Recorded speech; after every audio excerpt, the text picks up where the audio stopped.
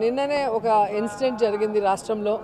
నిజంగా ప్రతి మహిళ కూడా బాధపడే విధంగా ఈరోజు గీతాంజలి తన జీవితాన్ని చాలించడం చాలా బాధేస్తుంది.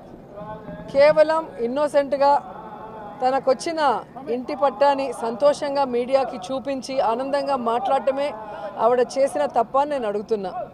ఈరోజు ఐటీడీపీ కానీ జనసేన కానీ ఏ విధంగా ఆ అమ్మాయిని వల్గర్గా మెసేజ్లతో కానీ వీడియోస్తో ఎంత వేధించారో ఈరోజు అవన్నీ చూస్తుంటే మహిళని గౌరవిస్తున్న ఈ పుణ్యదేశంలో ఇలాంటి ఘటన నిజంగా చాలా దురదృష్టకరం.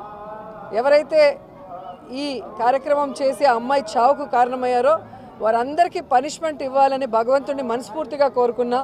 అలాగే గీతాంజలి ఆత్మకి శాంతి కలగాలని మనస్ఫూర్తిగా కోరుకుంటూ నిజంగా ఈరోజు ఇద్దరు ఆడబిడ్డలు తల్లి లేని బిడ్డలుగా మిగిలిపోవటం దురదృష్టకరం.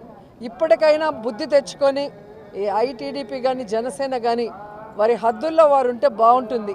మహిళలు అంటే చులకనగా మాట్లాడటం, వల్గర్గా మెసేజ్లు పెట్టడం, చివరికి మనిషి ప్రాణాలు తీసుకునే స్థాయికి వాళ్ళని హ్యూమిలేట్ చేయడం కరెక్ట్ కాదని కూడా ఈ సందర్భంగా తెలియజేస్తూ, సో మహిళలందరూ కూడా దీని మీద గట్టిగా స్పందించాలి, ఒక నిర్ణయం కూడా తీసుకోవాలి. రాబోయే ఈ ఎన్నికల్లో మహిళల్ని చులకనగా చూసే, మహిళల్ని కేర్లెస్గా చూసే, మహిళల జీవితాల్ని నాశనం చేసే ఆ తెలుగుదేశం జనసేనని తరిమి కొట్టాలని కూడా కోరుకుంటున్నా. ఎమ్మెల్యేగా కూడా గెలవలేదు, ఒక వార్డు మెంబర్ కూడా గెలవనోడు, వాడు చెప్పే మాటలకు కూడా ఆన్సర్ ఎవరిని ఇస్తారా?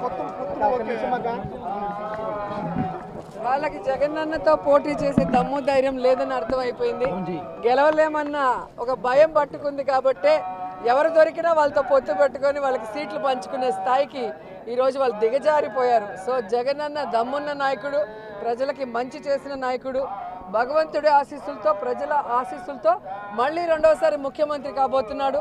ఈ రాష్ట్రాన్ని మరింత అభివృద్ధి వైపుకి నడిపిస్తూ ప్రజలకి మరింత సంక్షేమాన్ని ఇస్తాడని కూడా నేను చెప్పగలను.